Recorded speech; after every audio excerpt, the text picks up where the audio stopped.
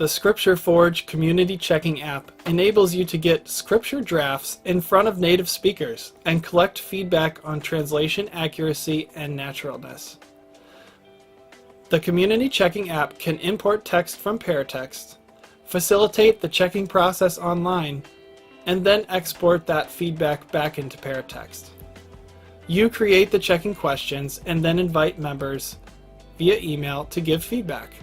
The app provides a variety of features including user profiles, reports, question templates, and more. Hi, I'm Chris Hurt with SIL International, and today I'm going to walk you through the steps of setting up a community checking project on Scripture Forge. This video is based on version 1.5 of the app, and future versions may have a different look or add new features not included in this tutorial. Okay, let's get started. The first step is to log into the scriptureforge.org website. If you don't yet have an account, click on the Sign Up button to register yourself as a new user. If you have a Google account, click on Sign In with Google, and we'll create an account for you faster, and you won't have to keep track of a new password. Once logged in, you can edit basic information in your profile. Use the top right menu to access your profile, change your password, or log out. Also, in the lower left corner is a menu to change the interface language for the Scripture Forge website. If you would like to localize the application into a language we don't yet support, please contact us. The top menu contains important links to helps and to report a bug. Great! Now that we've logged in, it's time to create a new scripture checking project. Head over to the Projects page and click Start a New Project. We'll be creating a new scripture checking project, which is distinct from a new translation project not covered in this tutorial. Choose a unique project name and then click on Create Project. Great! Our new project has been created. But before we start importing these texts, we need to go through a few project settings first. Click on the Settings icon to see those. In the Settings page, you will see several tabs. The first of these is where you can invite collaborators or managers to your project. A manager can add others and change settings. Collaborators are those that you invite to answer questions about the scripture draft that you upload. You can add new people via email or name if they already have a login. Depending upon your preferred scripture checking methodology, you may or may not want to have users be able to read the responses of other users. If you want to allow anyone to answer your checking questions, make sure you check Invite a Friend so that anyone can join. If you want to limit the checking to only people you approve, turn this feature off. Now that we're finished setting up our project, let's return to the text list and begin by importing a scripture portion. Click on Add New Text and enter the title of the text. If you need to use a specific font for this text, perhaps because of a non-Roman font, you can specify the font name here. This assumes that the user already has the font installed on their system. Now it's time to head on over to paratext to export the text we want to import into the checking app. Let's open up paratext and then select the project from which we want to export. Once that project is loaded, under the Tools menu, click on Advanced and click Export Project to USX. Click the Browse button to select where you'll be saving the exported files. I recommend creating a folder on the desktop called USX and then select that before you click Export. Great. Now the files are ready to import into Scripture Forge. Let's head back over to our browser and click Browse to select the book of the scripture portion we want to get in front of users for feedback. Notice how the USX files are named with a number and a book code. You should recognize the code that corresponds to the scripture book you want to import. For example, the Book of John is 043JHN.USX. Select this file and click Open. Now that we've imported the USX, let's limit the verse and chapter range to only the chapter and verses that we want to show. Click Save to finish the import. Notice how the text shows up in the list in the left-hand column. You can repeat this process for each text that you want to show your users. Now let's add some checking questions to the text. Click on the text link and you'll see the text portion in the left column. Click on the Add New Question button. Enter your question into the space provided. If your question is really long, you may choose to provide a question summary as a title for the question. If you think you want to reuse this question with other texts in the future, check the Also Save as Template. Finally, click Add Question.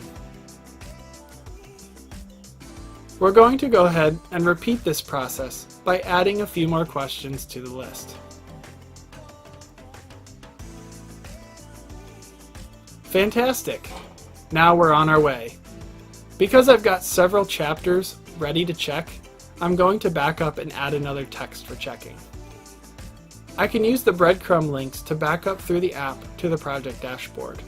This is where you can add new texts or edit existing ones.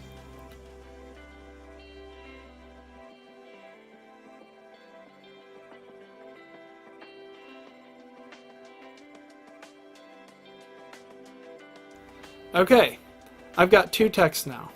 I'll add a third.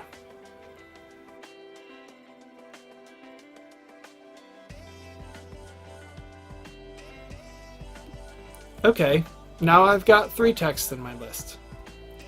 I'll go into the second text and add some questions.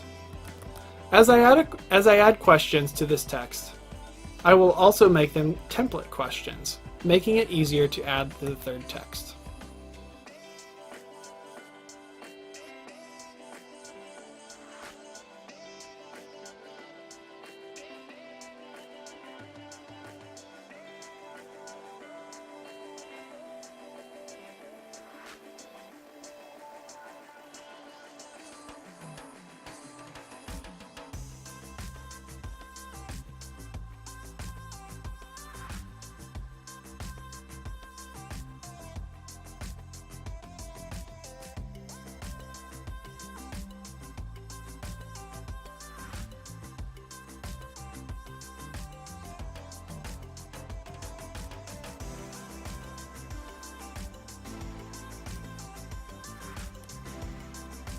I'm pretty much ready to send out invitations to people to review my scripture draft.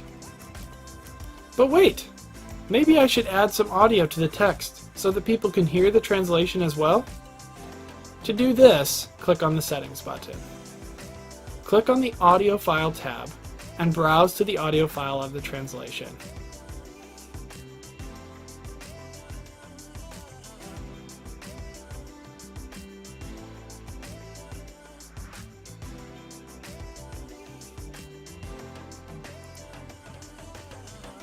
ในเริ่มแรกนั้นพระวจนะทรงเป็นอยู่แล้วและพระวจนะทรงอยู่กับพระเจ้า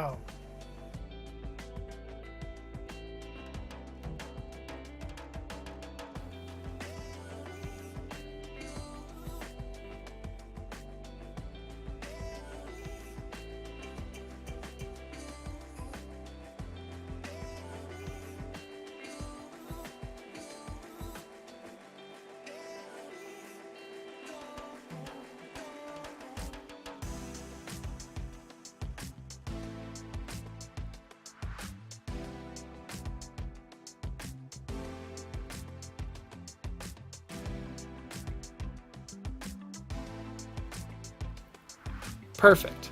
Let's test it.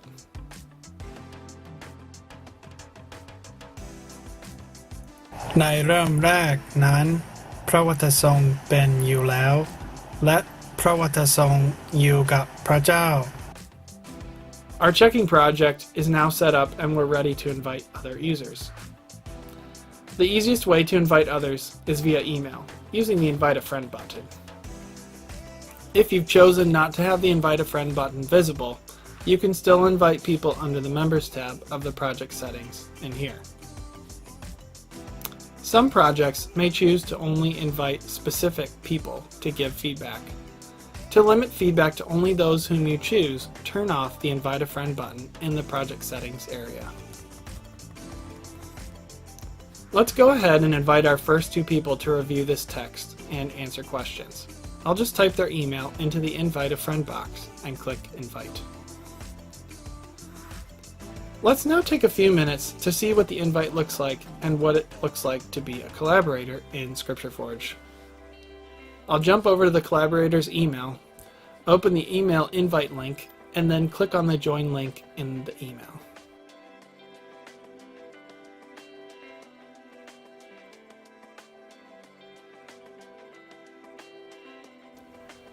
This takes the user to the sign up page in ScriptureForge and guides them through the process of registering. If they already have a ScriptureForge account, they'll just get a notification email that they have been added to the project. Once they have logged in, the user will see the project listed in their projects page. A collaborator's project dashboard is simply a list of texts that are available for review. The user clicks on a text link and is taken to the list of questions. The user can click on the question and is taken to the answer response area. On the left side, the text is presented, and on the right side is a space to provide an answer to the question. If the user wants to select text to go along with their answer, they can select the text on the right, and it will be attached to their answer. The user can navigate to each text and question and provide feedback.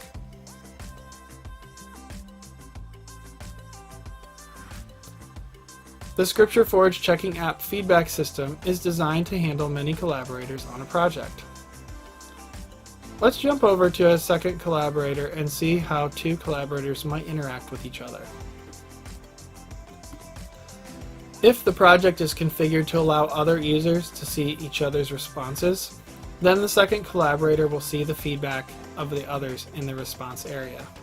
If the project is configured not to see others' answers, they will view it as if no other collaborators have answered. In this project, we can see others' answers, so the user can interact with others, such as replying to someone else's feedback. It's possible to have a back and forth conversation in the checking app between users, or even between the translation team and a user. Switching back to the manager role, we can see the feedback coming in, and we can ask for clarification from users directly.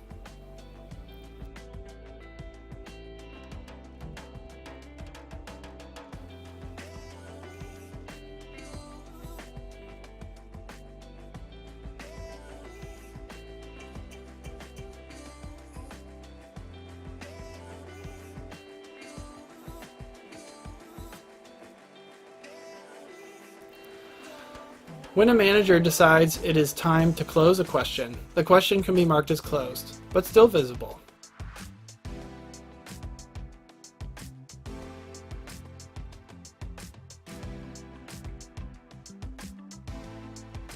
Or it can be archived from view entirely.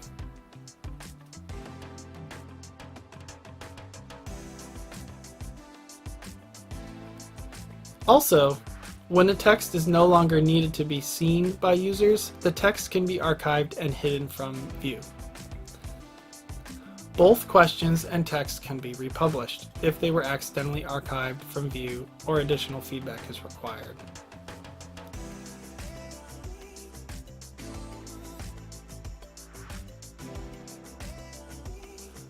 Managers do have the ability to delete responses they deem to be inappropriate. Once managers are satisfied with the amount of replies, they can mark the answers and responses for export back into paratext. To do this, they can flag each individual answer, or they can simply choose to bring all responses back into paratext. To export responses, go to the text settings and click on the Paratext Export tab. Here, the manager can choose to export answers and comments, or only those responses that have been flagged for export. Click on the Export to Paratext 8 button to download the Paratext XML Notes file and save it to the desktop. We'll take a moment now to minimize the browser and open up File Explorer so we can put the notes file in the proper place in the paratext project folder. Make sure paratext is closed when you do this step. Navigate to the project directory inside of c:/myparatext8projects/your project code. More than likely, there will be other XML files in this project folder. Now we're ready to open up paratext again to find the notes.